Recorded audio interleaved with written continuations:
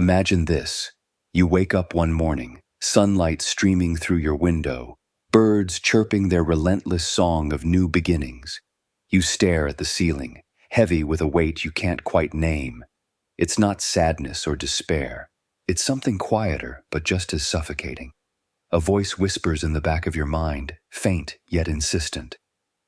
Why haven't I done more? Why does everything feel so pointless?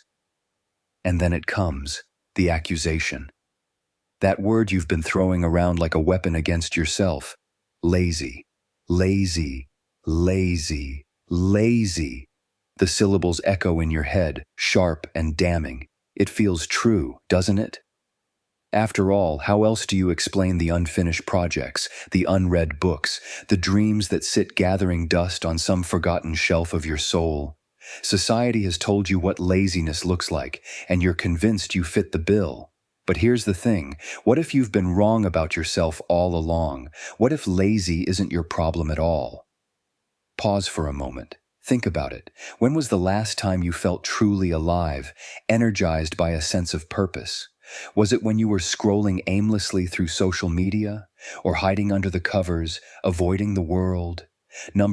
Those moments came when you were doing something meaningful, something that made your heart race, even if only for a fleeting second. So why don't you chase those moments anymore? Why does it feel impossible to start? Is it because you lack discipline, or could it be something deeper, something far less obvious? Here's where things get tricky, because if we dig beneath the surface, we find a paradox. On one hand, we live in an age obsessed with productivity. Apps tracking our habits, influencers preaching hustle culture, motivational quotes plastered across every screen. Yet, despite all these tools designed to make us better, faster, stronger, so many of us still struggle to move forward. Why is that? Are we really just inherently flawed creatures doomed to procrastinate and self-sabotage? Or is there another explanation? One that challenges everything we think we know about effort, motivation, and identity? Consider this. What if the reason you're stuck isn't because you're lazy, but because you're lost? Lost in a labyrinth of expectations, fears, and unanswered questions. Lost in a world that tells you who you should be, without ever asking who you want to become. What if the real battle isn't against laziness, but against confusion, against silence, against the absence of clarity? And if that's true, if you're not lazy but simply adrift, then the question becomes, how do you find your way back? How do you rediscover the spark that once lit your soul on fire?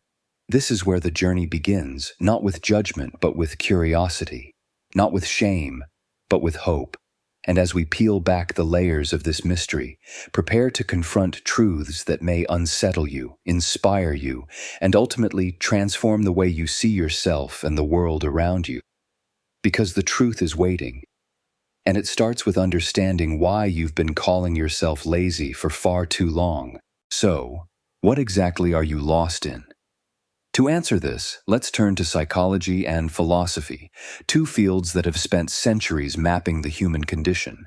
Carl Jung might say you're trapped in the shadow, a part of yourself you refuse to acknowledge. Friedrich Nietzsche would argue you've lost touch with your Übermensch, the higher version of yourself capable of creating meaning out of chaos. Viktor Frankl, who survived Nazi concentration camps, believed that humans suffer most when they lack purpose. He called it the existential vacuum, a void that swallows motivation whole. But here's the catch. None of these thinkers blamed laziness. Instead, they pointed to something deeper, an internal disconnect. Perhaps you're living someone else's dream, chasing goals handed down by parents, teachers, or society. Maybe you've silenced your inner voice for so long that you no longer hear it. Or worse, maybe you never gave yourself permission to listen. Societal forces amplify this disconnection.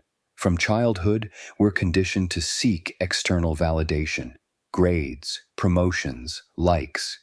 These metrics shape our identities, convincing us that worth equals output. But what happens when the system fails to fulfill you? What happens when you realize the finish line keeps moving further away?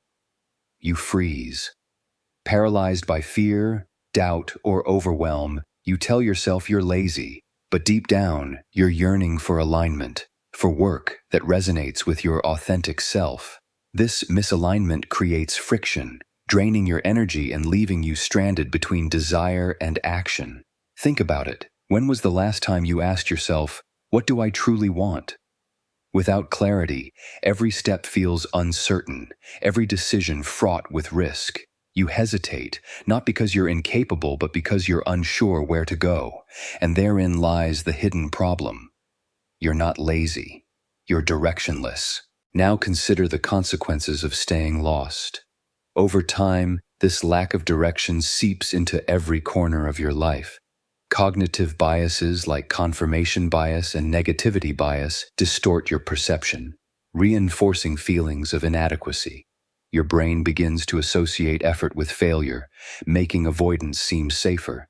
Neurologically, dopamine, the chemical responsible for motivation, dwindles when you're disconnected from purpose, trapping you in cycles of apathy. Culturally, the impact is even broader. Hustle culture glorifies busyness while ignoring the importance of intentionality. As a result, millions chase success without questioning its meaning, leading to burnout, anxiety, and existential crises. Even well-intentioned advice, "just try harder," misses the point entirely. If you don't know where you're going, pushing forward won't help. On a personal level, being lost erodes trust in yourself, others, and the future. Relationships suffer as you project frustration outward. Dreams stagnate, buried under layers of regret. Worst of all, you begin to believe the lie that you're fundamentally broken, incapable of change. Yet, the cost extends beyond individuals. Societies built on disconnected citizens risk fragmentation, alienation, and collective despair. Imagine a world where everyone feels lost. How could progress thrive? The urgency is clear. Addressing this unseen trap isn't just about personal growth, it's about survival. But breaking free requires more than willpower. It demands rebellion. Finally, here's the ultimate truth. You aren't lazy. You're searching for meaning, connection, belonging. This quest defines humanity itself. Nietzsche wrote, "He who has a why to live can bear almost any how." Your why awaits, hidden within the depths of your soul. Finding it transforms everything. Suddenly, effort flows effortlessly. Challenges become opportunities. Life regains color, vibrancy, purpose. The weight lifts, replaced by lightness. But this revelation carries responsibility. Knowing you're not lazy means owning your choices. It means acknowledging that clarity isn't given, it's created, and creation takes courage. As you stand on the precipice of transformation, remember this: the journey doesn't end with finding your purpose. It evolves, grows, adapts. Like stars navigating endless skies, you'll wander, stumble, shine. So ask yourself again, what lights my soul on fire? Then step boldly into the unknown. For in doing so, you transcend limitation, embracing the infinite potential within. And isn't that worth fighting for? Breaking free starts with defiance, a refusal to accept the labels imposed upon you. Stop calling yourself lazy. Start questioning the narratives you've internalized. Who says productivity defines value? Who decided success must look a certain way? Once you challenge these assumptions, space opens for reinvention. Counterintuitively, freedom begins with slowing down. In stillness, you reconnect with your inner compass. Journaling, meditation, and solitude become tools for discovery. Ask yourself, what excites me? What makes me curious? What would I do if no one were watching? These questions guide you toward authenticity. History offers inspiration. Figures like Vincent van Gogh, rejected during his lifetime, painted not for fame but for passion. Mahatma Gandhi defied colonial rule not out of obligation but conviction. Their paths weren't easy, but they were aligned with purpose. Similarly, your rebellion doesn't require grand gestures, just small, deliberate steps toward what matters. Mindset shifts play a crucial role. Replace perfectionism with progress. Embrace failure as feedback. Surround yourself with people who uplift rather than diminish. Build systems, not goals. Consistent habits rooted in joy rather than obligation. Most importantly, reclaim agency. Recognize that your story isn't written yet. Every day offers a chance to rewrite it. With each act of defiance, you chip away at the walls confining you, carving a path uniquely yours.